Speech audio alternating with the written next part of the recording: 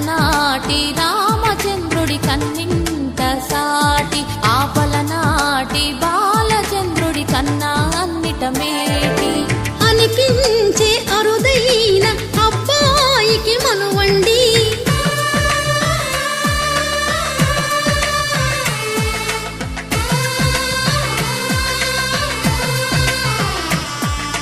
తెలుగింటి పాలసంద్రము కనిపించిన కూన, శ్రీహరి ఇంటి దీపమల్లే కనిపించిన జాడ. తెలుగింటి పాలసంద్రము కనిపించిన కూన,